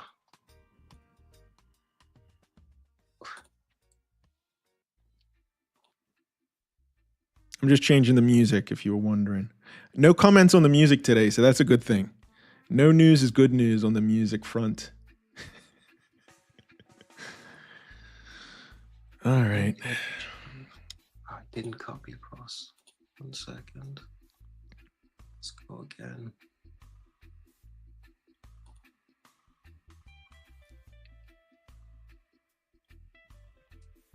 Okay.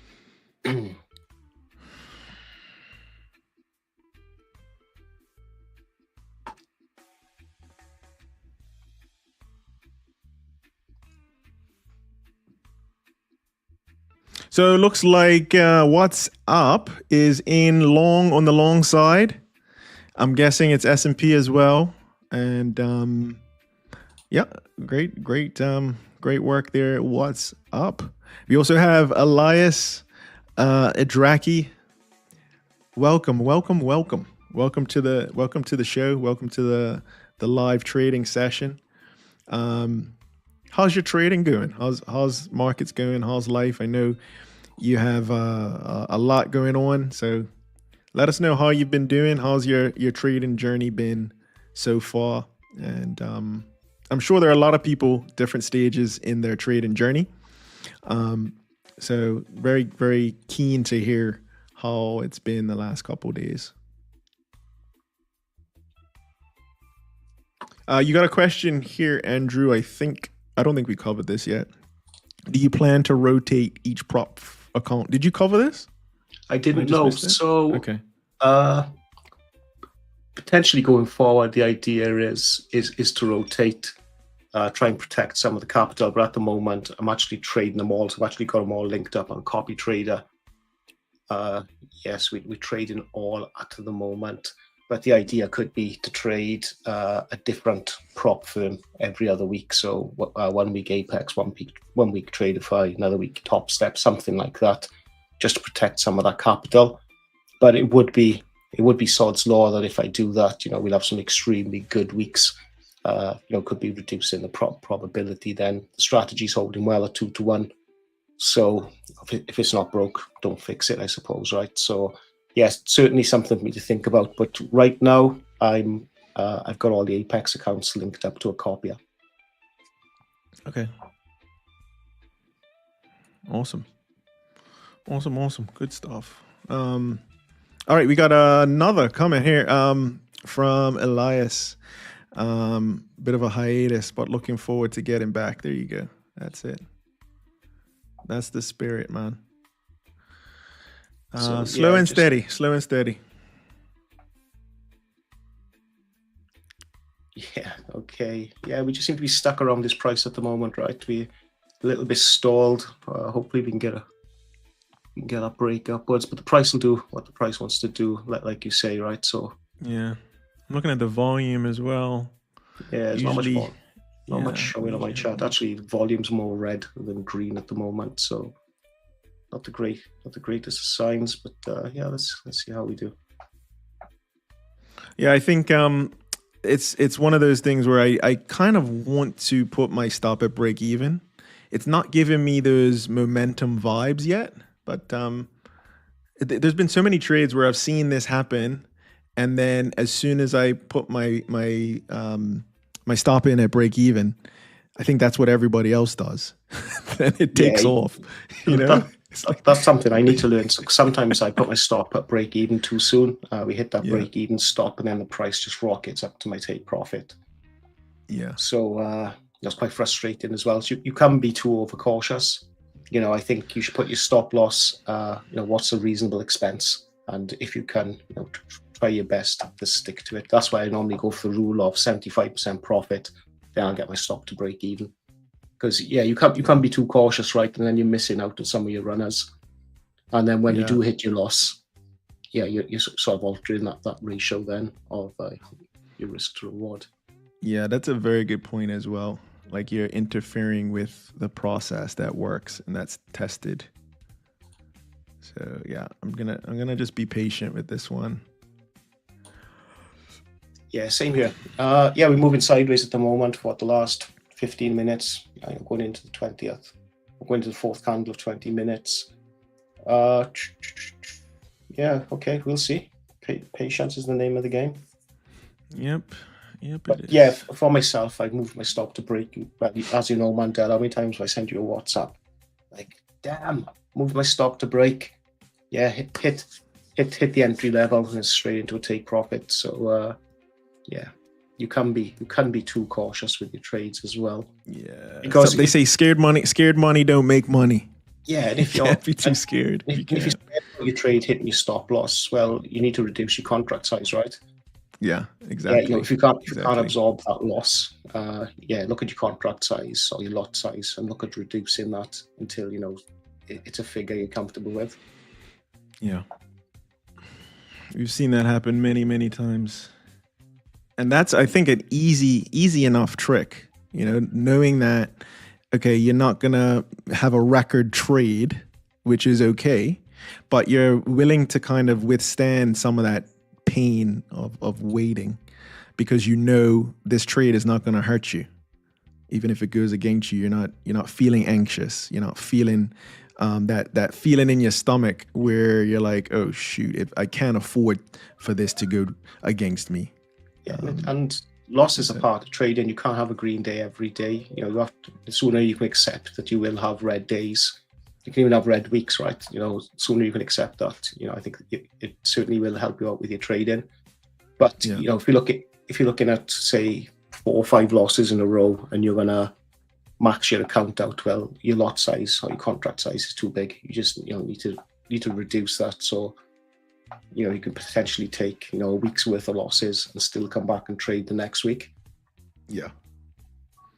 I'm looking at getting out here, Andrew. If we do move any closer to the opening range high, I would probably re-enter. But right now the position is down exactly. It's down $100.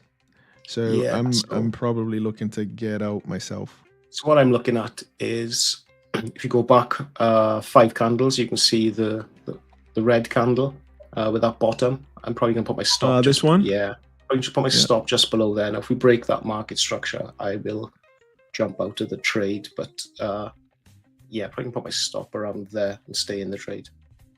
Okay. Or potentially, if we did open and close below that opening range high, that's another indication of a down move. Yeah, that's actually a good point. Yeah, so as long as we're still trading above the opening range high, I'm definitely going to stay in the trade. I just moved my stop loss slightly. Let's see.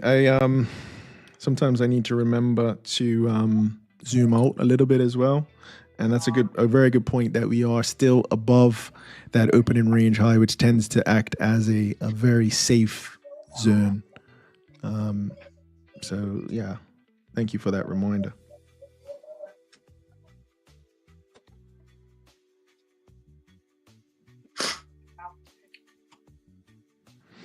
All right, we try to keep these videos to an hour and a bit, but I think this one kind of warrants it, where it's kind of playing out nicely. If you got a jet, that's fine.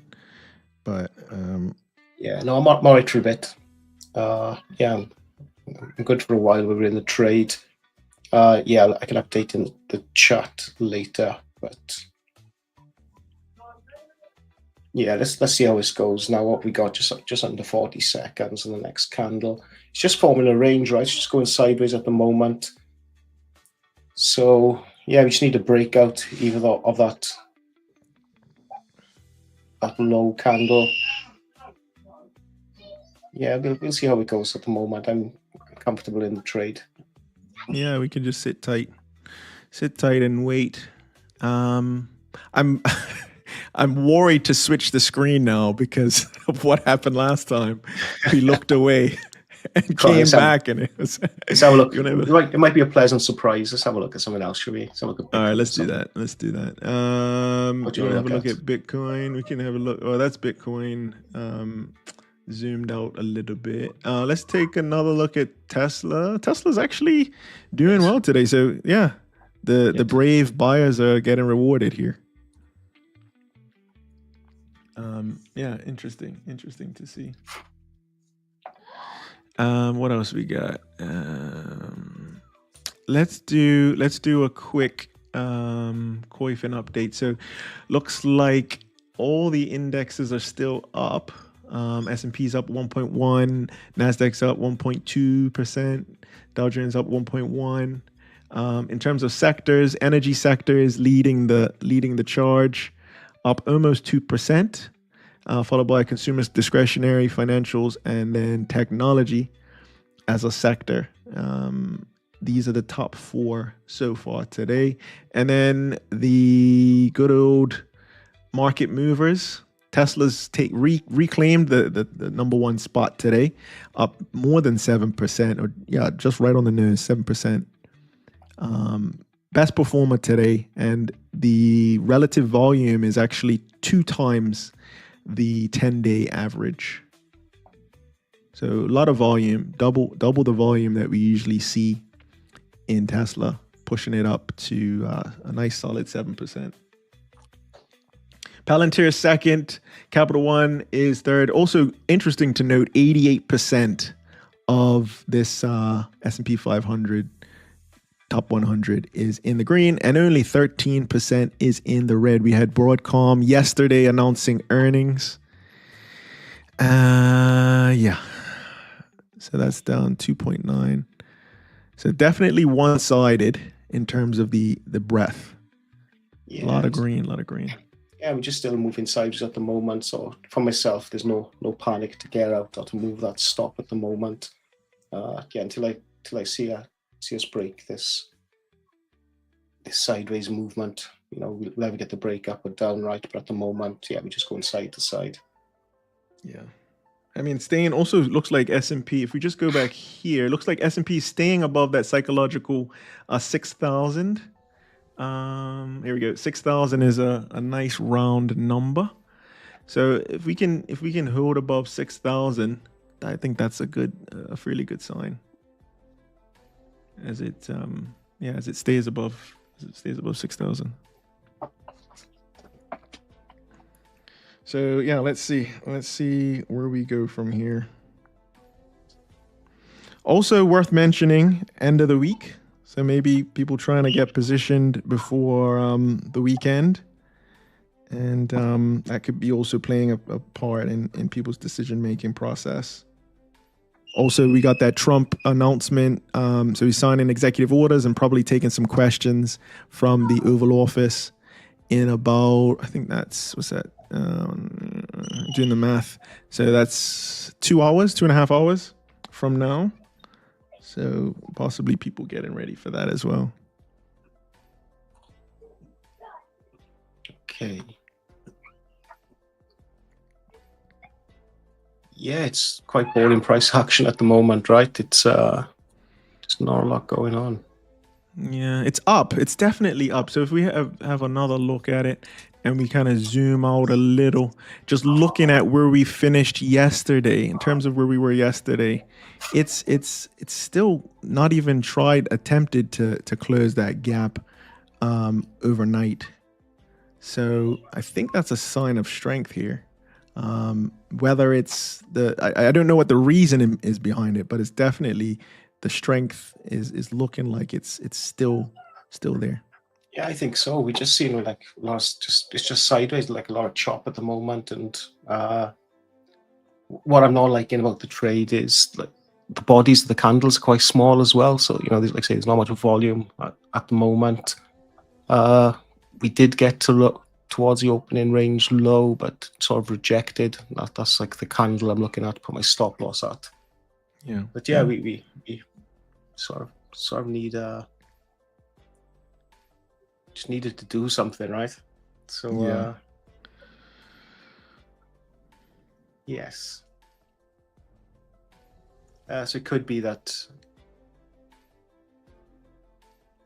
Yeah, it could be if we get into a slight profit that I might close the trade and wait until we get a breakout of the opening range. Actually, it's just sideways at the moment. It's just choppy, right? And there's no. It's not. I think as soon as you exit, I think it's just waiting for people to it's waiting for people to exit. It's looking for those sellers. Right? Yeah, it's looking for those sellers. I had an interesting graphic as well that showed the times when people are buying tends to be at the top of the hour, or buying and selling, I guess, top of the hour and bottom of the hour. I don't know if it's partially algos and robots, or maybe it's human nature as well to kind of, if it's not working, you give up at the top of the hour. But yeah, I'll see if I can find that graphic as well. So we've had the 4 p.m. Reaction. So maybe those impatient people have already shut down and exited. Yeah, but I was going to be one of them. I wasn't looking to a trade. So yeah, just breaking above the entry now. I am. So this could be it. So yeah, here we go. I'm just going to share my screen if that's okay. Of course, please do. Yeah. So yeah, here's where I'm trading. So you can see here, the PA Apex are the funded accounts, and the Apex end of the challenges. So yeah, we seem to be pushing up at the moment, or pushing back down. So yeah, we've got a chance to get out in the green, but I think I'm going to hold it a little bit longer. Seem to be getting a little bit of movement at the moment. Yeah, nice. Let's see. Can we see? Can you pull up your chart? Would you mind pulling up your chart, because you actually follow the futures? Yes, just 1 second.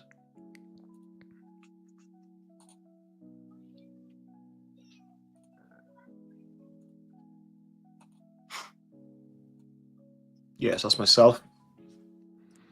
Oh, yeah, nice. Yeah, so this is the TradeZella account. So yeah, yes, we getting close to that opening range high. If we get a break through that, yeah, we could see a good momentum up. I got an alert here. With this alert, what I'm going to do if we do get to this level, I'm definitely going to get a stop into break even. So I've just got my stop. That's where I normally enter the short. It's about around 10 ticks below the opening range. Yeah, so I stops any breakout. But what I will do, really, you should be looking to put your stop around here.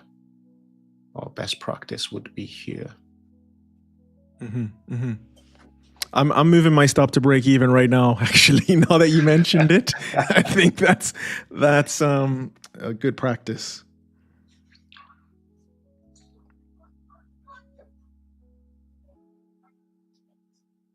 So yeah, what's this here? 78. What's that? It shows 2 to 1. Okay.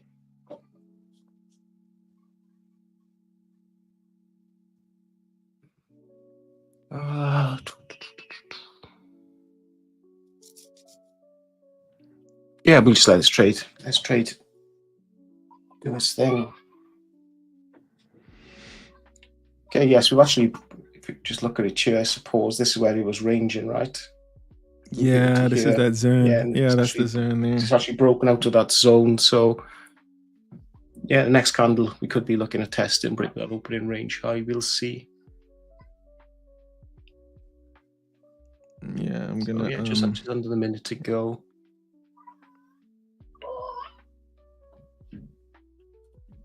Yeah, I'm gonna find that graphic as well that shows, because you know how like the candles will print at the end of the end of the hour. Yeah. So I think it's just a natural sort of thing where people wait for a candle to close, and then make a decision based off of that. So let's see if I can find it. Yes, the next candle will be key. Let's see which way that goes. But yeah, we've broken out to this little bit of chop, which is good. And let's see if we can just continue that push upwards. Yeah, this is where the trade management comes in place, and moving your stop loss. So one of the best feelings in this business for me is moving my stop loss to break even, and knowing, look, risk-free, subject right? to, yeah, it's risk-free. It's risk-free. Now, of course, there are instances where you do get slippage. I'm not gonna ignore that, but I think in most cases, 9 times out of 10, you can place your stop loss in a place where it's a small gain, no matter what happens, and that's just a great place to be mentally.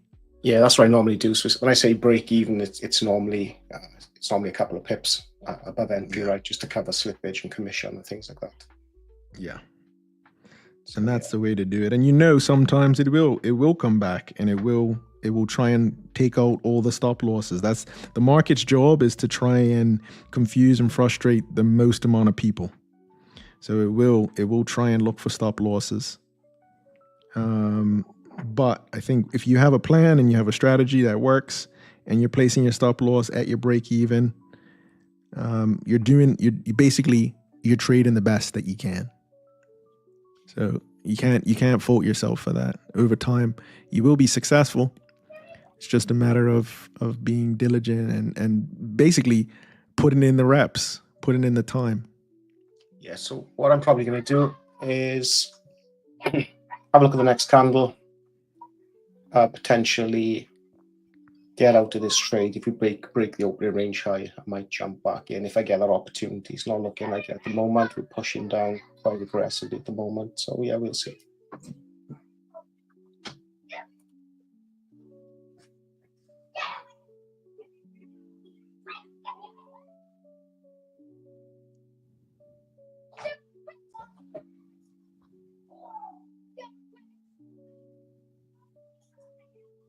Yeah, just not a lot of momentum, and this is just the reality. This is it comes with the territory.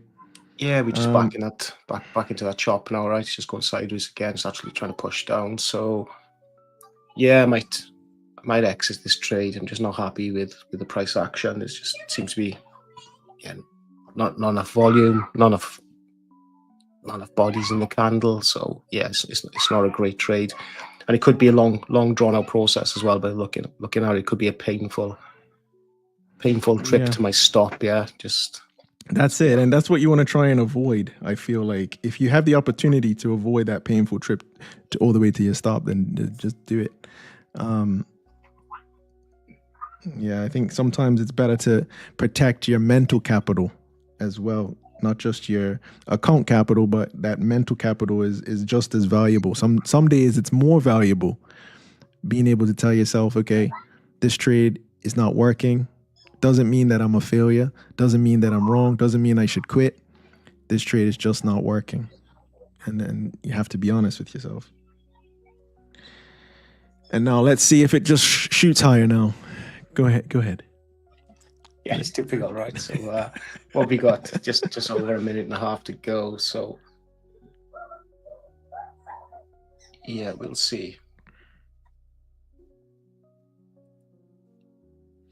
Yeah, I have a feeling, and I'm not saying this is actually happening, but I have a feeling that there's a bit of a pause here. Maybe market participants are waiting for that announcement in about, what is it, 2 hours, 3 hours? I lost track. So Trump will be signing some executive orders. You can sense when things are not moving, and that's kind of like what's happening now. It's like watching a pot of water boil. Yeah, watching paint dry. It's like watching paint dry. It's not exciting. I normally like to do a bit quicker movement than this, to be honest. Yeah, we can just see now that today's high is actually starting to form as a support level, right? So yeah, potentially we'll jump out to this trade. Yeah, I think that's probably a good decision. The other thing with options is that the price also has what's called theta. So the time decay, it actually doubly penalizes you, because even if the price is not moving, the options price will slowly start to move down the closer and closer we get to the expiration or the end of the day.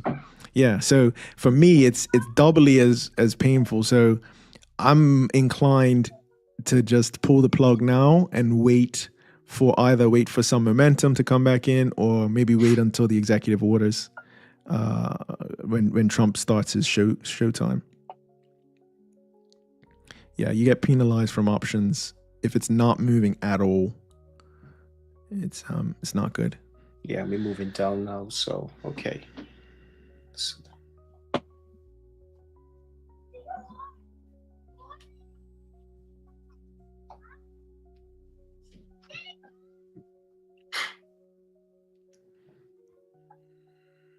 Yeah, it's also possible that we just got in a little early on this first bounce off the opening range high. It's a possibility. We won't know until we have the benefit of hindsight at the end of the day for sure whether or not that's the case. But sometimes there's multiple attempts to make a move, and there's the up and down where you get a lot of stop losses get cleared out. A lot of people get impatient. That could also be happening as well. It's just not ready to go. And unfortunately, in this business, if you're too early, it's the same as being wrong. Same result anyway.